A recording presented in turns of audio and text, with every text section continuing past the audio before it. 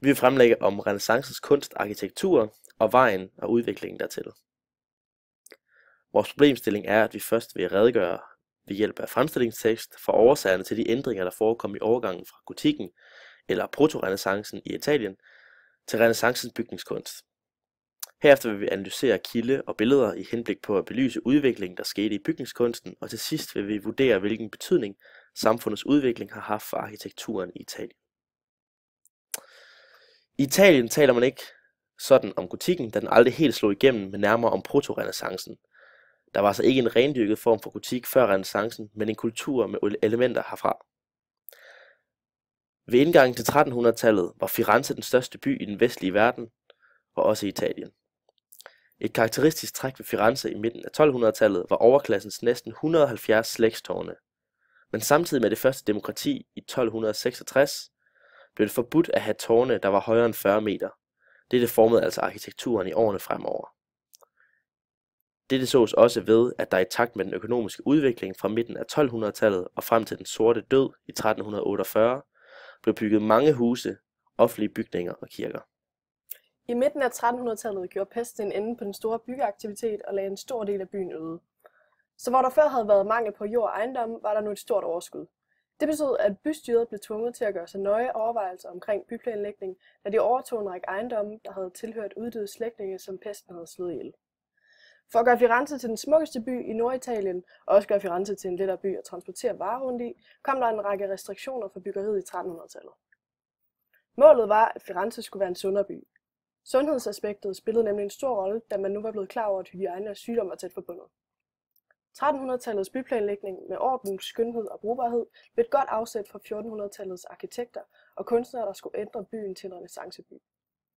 I 1400-tallet blev der ikke bygget nogen bemærkelsesværdige offentlige bygninger, fordi de eksisterende offentlige bygninger havde kapacitet nok, og de politiske kriser gjorde det svært at opnå enighed i byrådet, hvilket var nødvendigt for at kunne bygge. I arkitekturen var det meget tydeligt, at renæssancen hentede sin inspiration fra antikken.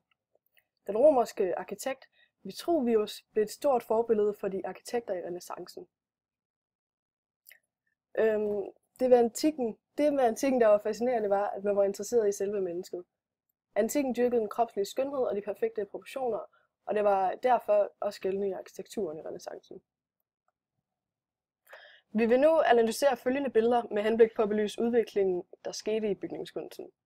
Hvis man tager udgangspunkt i det første billede, som er katedralen i Reims, så er det klart, at det er en bygning med et gotisk præg. Det kan ses ved de høje tårne og vertikale linjer, som er et udtryk for det himmelstræbende, da den her stilretning var åndeligt religiøst funderet. Det gotiske præg, det ses også ved spidsbuerne over vinduerne og dørene. Hver af de 3 indgange er viet til en helgen, hvilket også viser det religiøse aspekt i stilretningen. I renæssancen havde man stadig den opfattelse, at verden var skabt af Gud, hvilket umiddelbart lyder mærkeligt, da man i renæssancen begyndte at bygge sit forhold til verden på fornuft og objektive iagttagelser. Arkitekterne opfattede en bygning som en del af den skabelsesproces, der svarer til den skabelsesproces Gud udførte, da han skabte verden. Den perfekte bygning blev derfor set som en miniatyrudgave af Guds skaberværk. Med det her syn så fik kunstneren nærmest guddommelig status og blev set som en person med særlige evner. Hvis vi kigger på billederne af Santo Spirito-kirken i Firenze, så kan vi se, at der er mange kvadrater og cirkler i renæssancebygningens arkitektur, hvilket skyldes, at cirklen og kvadratet var vigtige elementer, da Vitruvius, ham forbilledet for renæssancearkitekterne, som jeg nævnte tidligere, i sin arkitekturtraktat havde skrevet, at det menneskelige legeme kan indplaceres i en cirkel og et kvadrat. Hvis vi kigger på den originale grundplan af Santo Spirito-kirken i venstre hjørne, så kan vi se, at den bærer et stort præg af de geometriske forhold med både cirklen og kvadratet.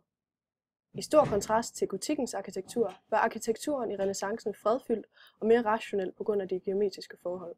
Og det her det var blandt andet for at vise, at videnskaben var vejen til det guddommelige. Den næste kilde, vi kigger på, er en tekst fra en af renæssancens mest fremtrædende humanister, Leon Battista Alberti. Han var også kunstner, forfatter, arkitekt og meget mere til. Kilden er en førstehåndskilde fra Battista selv fra renæssancens periode. Det nævnes, at kilden er et indspark til datidens debat om kunstens formål og funktion, og derfor er kilden oplagt til at belyse udviklingen i arkitekturen. Det er desuden en personlig kilde fra Battista selv, og dermed også direkte fra Italien. Da Battista var en så fremtrædende humanist, må kilden siges at være repræsentativ for den udvikling i arkitekturen og de tanker, der eksisterede blandt de nye humanister, og tænkere i denne periode. Dermed er der også stor troværdighed i forhold til den problemstilling, vi vil undersøge. I kilden mærkes det tydeligt, hvordan Batista sætter fokuset på mennesket frem for kunsten, når han siger, derfor må kunstneren lægge vægt på at fremstå som et ordentligt menneske, og i særlig grad være besiddelse af belevenhed og elskværdighed. På den måde vil han opnå den velvilje, der er den bedste hjælp til, at man kan lære sin kunst til bunds. Altså, han siger, at mennesket skal i fokus frem for kunsten, og at den bedste kunst kun på denne måde kan opnås. Dette fokus på mennesket og kunst ud fra menneskets særlige proportioner ses igen senere, hvor han siger, de må lære samtlige lemmers særlige former og indprænte sig, hvilke forskelle der kan være i de enkelte lemmer. Altså, at menneskets proportioner er grundstenen i kunsten i denne tid. Til sidst nævnes også Batistas mening om vigtigheden af geometri i renæssancens kunst. Han siger, jeg tilslutter mig Pamphilus, en af fortidens meget ædle malere. Han hævdede, at ingen maler ville kunne male godt, medmindre han kunne megen geometri. Pamphilus var en maler fra den græske antik, og det ses altså her, hvordan renæssancen blev enormt inspireret af netop antikken og dens tanker i kunsten. Batista siger altså her, hvordan han mener, at geometri bør være centralt for al kunst. Dette kunne vi se afspejlet i arkitekturen fra før, hvor denne grundtanke også var gennemgående. I kilden ser vi altså, at Batista som fremtrædende kunstner og humanist i renæssancen repræsenterer en bred holdning om, at mennesket skal i fokus i kunsten, samt at geometri bør være centralt for kunstneren ud fra en inspiration fra antikken. Ud fra analysen og redegørelsen kan betydningen af samfundets udvikling for arkitekturen vurderes. Som nævnt i analysen var antikken inspirationen til renæssancen, og fokuset på mennesket herfra blev også dominerende i renæssancen. Dette gik direkte over og påvirkede arkitekturen, f.eks. ved Santo Spirito kirken, samt inspirerede fremtrædende kunstnere og tænkere som f.eks. Leon Battista Albertis, der fokuserede på mennesket og de geometriske former i sin kunst.